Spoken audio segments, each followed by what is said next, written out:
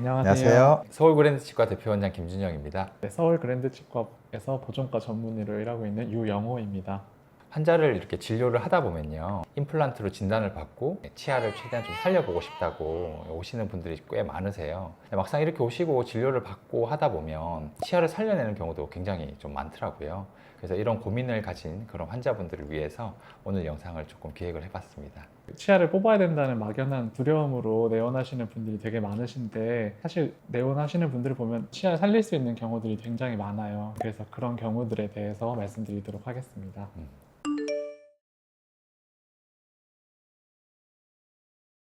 신경치료를 받았다고 해서 치아가 완전히 죽은 건 아니에요.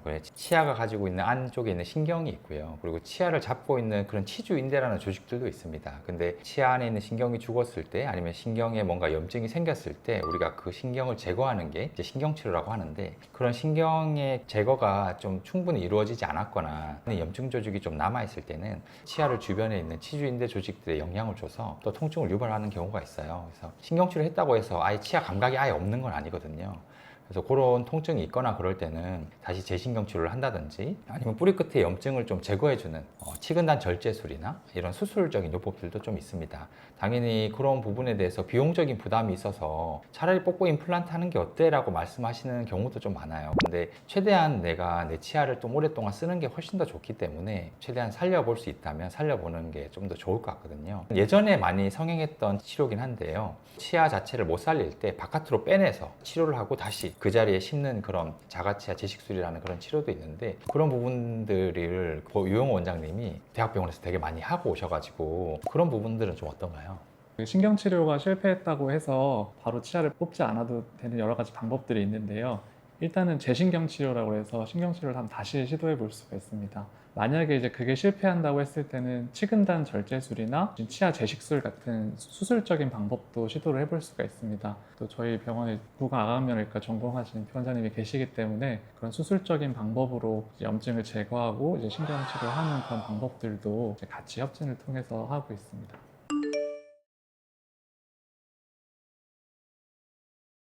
솔직히 그런 케이스가 좀 많기는 해요. 실제로 뿌리 끝에 염증이 잡히면 이게 다시 염증 시술을 하거나 재신경 치료를 한다고 해서 잘 안 되는 경우가 또 많으니까요. 그리고 그런 재신경 치료라든지 이런 치료가 굉장히 어려운 치료긴 합니다. 그리고 되게 꼼꼼하게 시술을 해야 되는 치료기도 하고요. 뿌리 끝에 염증이 잡혀 있거나 그런다고 해서 무조건 발치를 해야 되는 건 아니고요. 그리고 또 무조건 재신경 치료를 해야 되는 것도 아닙니다. 그냥 뿌리 끝을 그냥 치근단 절제술을 통해서 우리가 레트로그레이드 필링이라고 뒤쪽으로 신경치료를 다시 한번 접근하는 방법도 있거든요. 그런 식으로 최대한 치아를 한번 살려보는 방법도 있기 때문에 임플란트가 다 능사는 아니니까요. 오셔가지고 다시 한번 진단 한번 받아보시고 한번 얘기 들어보시는 것도 괜찮을 것 같아요. 치료 케이스 같은 것들 좀 기억에 남는 거 있으신가요? 예전에 리뷰했을 때 한번 그런 게 있었던 것 같아요. 식사하시다가 치아가 부러져서 어떻게 살려내 달라고 이제 오셨던 그런 환자분이셨어요. 아무래도 신경치료를 하게 되면 치아가 좀 약해지거든요. 그래서 신경치료 한 치아를 뭐 너무 딱딱하거나 질긴 걸 또 막 먹게 되면 치아가 부러지거나 그런 일이 벌어질 수 있어서 그때 그런 환자분께서 부러져서 오셨던 것 같아요. 근데 봤는데 다행히 부러지긴 했는데 뿌리 부분을 조금 더 잡아서 치료를 하면 좀 살릴 수 있겠다 싶어가지고 그렇게 치료를 했던 케이스입니다. 폐소생술이라는 말 누가 들어봤어요? 맞아요. 저도 처음 들었어요. 저도 많은 그런 케이스들이 기억이 나는데요. 저도 보존과를 전공했지만 대표 원장님께서 치아 살리는 걸 가장 우선적으로 고려하시기 때문에 그런 치과 의사의 철학 이런 것들이 되게 중요한 부분인 것 같습니다. 이런 신경치료나 재신경치료나 사실 들어가는 시간이나 노력에 비해서 사실 저희 받을 수 있는 수익이나 이런 것도 굉장히 적어요. 경영적으로 어려운 부분들이 있는데 대표 원장님께서는 저한테 치아 살릴 수 있도록 긴 시간 항상 배분을 해주시거든요. 그래서 덕분에 제가 더 꼼꼼하게 진료해서 치아를 많이 살릴 수가 있는 것 같습니다. 힘들 것 같은데? 약간 이런 경우도 있었는데 저 그런 경우 되게 많습니다. 저는 못 느꼈는데. 거의 뿌리만 남은 것 같은데 살려야 된다고 말하시는 경우들이 있으세요. 이런 경우 얼마 못 써서 부러지지 않을까 싶으신데 빨리 살려보자고 대표 원장님이 그러셔가지고 그렇게 해서 살려서 지금까지 잘 쓰고 계시는 경우도 많이 있어요.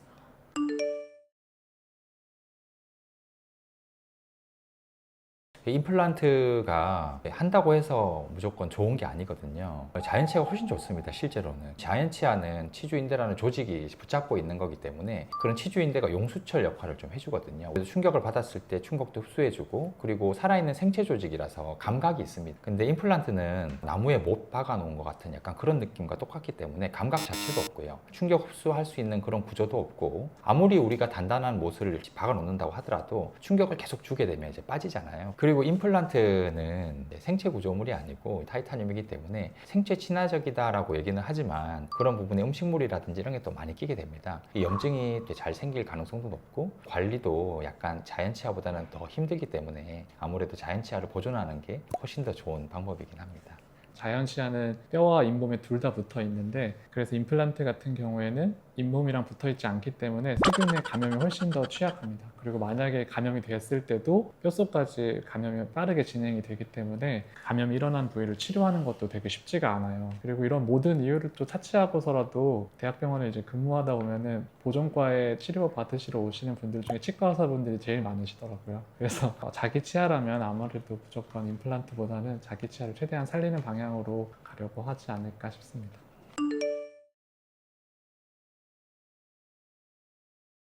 최대한 살리고 싶어서 환자분들이 오셨을 때 안에 치아가 너무 많이 상해 있어서 건드릴 수 없는 경우도 있거든요. 이제 그럴 때는 이제 치아를 발치를 하는 게 좋고요. 그리고 충치가 뿌리까지 너무 깊이까지 들어가서 우리가 뿌리를 잡아줄 수 있는 그런 부분의 뿌리도 없을 때는 이제 그때는 결국 이제 발치를 권유를 드리게 됩니다. 그리고 치아가 부러졌을 때 한쪽은 많이 남아 있어도 한쪽 뿌리가 너무 많이 부러져 있으면 또 그것도 살리기가 좀 힘들거든요.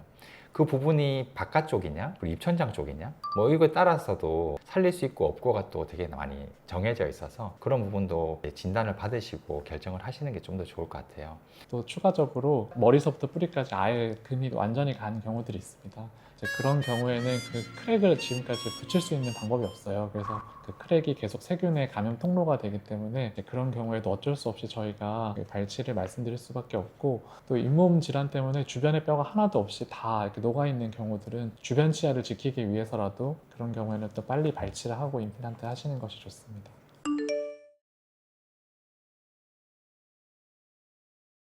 임플란트라는 시술이 솔직히 개발된 지 얼마 되지 않았어요. 실제로 한 30년 밖에 안 된 그런 진료기는 해서 또 말이 많은 부분이기도 하고, 그래도 자연치아를 보존해야 된다는 거는 변함은 없습니다.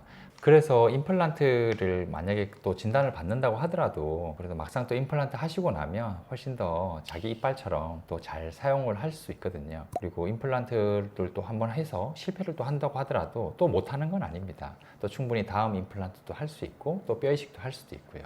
그래서 최종적으로 진단을 받다고 하더라도 걱정하지 않으시고 하시면 좋을 것 같습니다. 근데 살릴 수 있는 치아인데도 다 뽑아버리고 임플란트를 하게 되면 당연히 그런 부분은 조금 과잉의 진료다라고 생각은 할 수 있을 것 같아요. 또 여러 군데 다녀보셔서 생각해 보시고 결정하시면 좋을 것 같습니다. 최대한 자연치아를 살리는 노력이 먼저 되어야겠지만 어쩔 수 없는 경우라면 빨리 발치를 하고 임플란트를 하시는 것이 엄청 좋으실 것 같습니다. 왜냐하면 만약에 발치를 안 하고 놔둘 경우에는 다른 치아들이 결국에는 그 짐을 나눠 갖는 거거든요. 그러면 결과적으로 그 하나만 상하게 될 것을 주변 치아들이 다 상하시는 경우들도 많이 보게 돼요. 그래서 최대한 빨리 발치하시고 임플란트 하시는 것도 다른 치아들을 지키는 좋은 방법일 것 같습니다. 임플란트는 과잉 진료라고 생각하시는 분들한테 일정 부분 치과 의사들의 책임들도 있는 것 같아요. 전 세계에서 임플란트가 가장 많이 인구당 시행되는 나라가 대한민국이라고 하거든요. 사실 이런 데는 치과 의사의 책임도 있지만 보존 치료 자체가 아까 말씀드린 대로 수가가 워낙 낮게 책정되어 있다 보니까 경영적인 문제들도 사실 있는 것도 사실인 것 같습니다. 그래서 더더욱이나 원장님의 철학이 되게 중요한 부분인 것 같아요. 그래서 최대한 자연치아를 살리려고 노력하시는 그런 믿을 수 있는 치과에서 좋은 치료 받으셨으면 좋겠습니다. 오늘은 치아를 살려보는 그런 치아 시술에 대해서 좀 얘기를 나눠봤는데요. 궁금하신 점 좀 해소가 되셨는지 모르겠습니다. 궁금하신 거 있으시면 댓글로 좀 달아주시면 좋을 것 같고요. 다음에는 임플란트나 그런 부분에 대해서 조금 더 다뤄보는 시간 좀 가져보겠습니다. 네, 오늘 자연 치아를 살리는 거의 중요성과 이 방법에 대해서 말씀 나눌 수 있어서 너무 좋은 시간이었고요. 발치를 고민하고 계시다면 주변에 꼭 보정과 전문의가 있는 곳에서 한 번 더 상담 받아보시기를 권유드리고, 또 저희 병원처럼 보정과 전문의가 풀타임으로 근무하고 있는 곳에서 치료 받으셨으면 좋겠습니다. 저 야간 진료도 하니까요. 다음 영상에서 또 찾아뵙겠습니다. 감사합니다. 감사합니다.